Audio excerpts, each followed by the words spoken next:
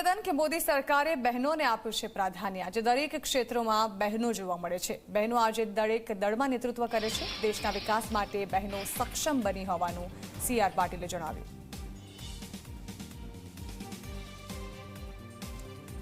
તો CR પાટીલે પોતાના સંબોધનમાં બહેનોને લઈને વાત કરી છે। તેઓએ કહ્યું છે કે મોદી સરકારે બહેનોને પ્રાધાન્ય આપ્યું છે અને દરેક ક્ષેત્રમાં બહેનો હાલ જોવા મળી રહી છે।